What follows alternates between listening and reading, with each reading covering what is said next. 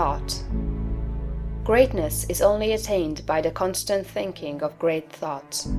No man can become great in outward personality until he is great internally. And no man can be great internally until he thinks.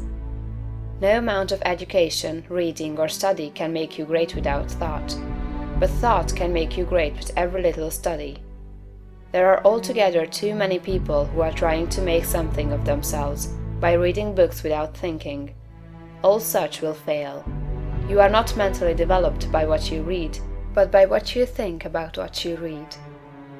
Thinking is the hardest and most exhausting of all labor, and hence many people shrink from it.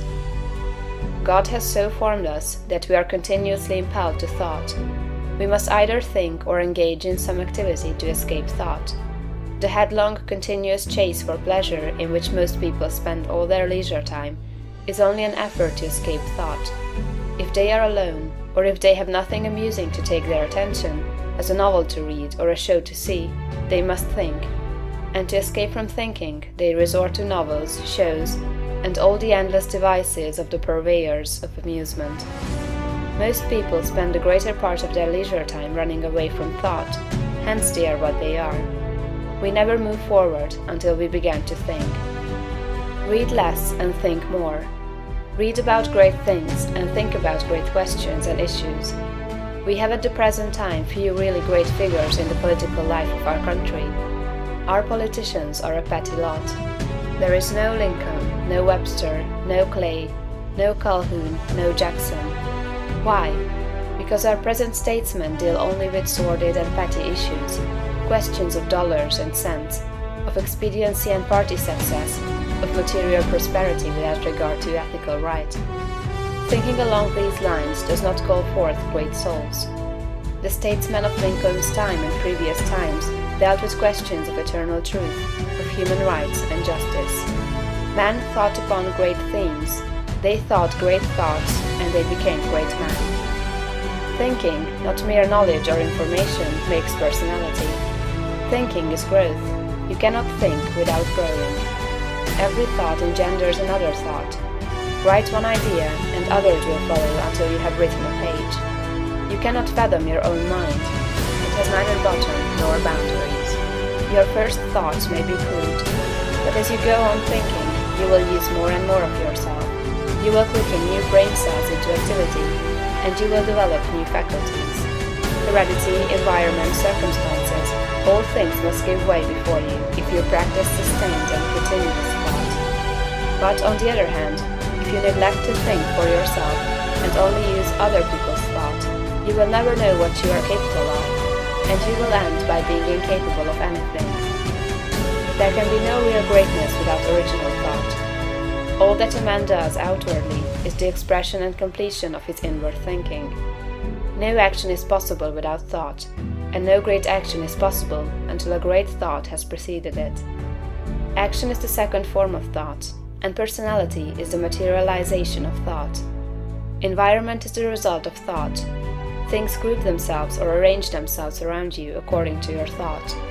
There is, as Emerson says, some central idea or conception of yourself by which all the facts of your life are arranged and classified. Change this central idea, and you change the arrangement or classification of all the facts and circumstances of your life. You are what you are because you think as you do. You are where you are because you think as you do. You see then the immense importance of thinking about the great essentials set forth in the preceding chapters. You must not accept them in any superficial way. You must think about them until they are a part of your central idea. Go back to the matter of the point of view, and consider, in all its bearings, the tremendous thought that you live in a perfect world among perfect people, and that nothing can possibly be wrong with you but your own personal attitude.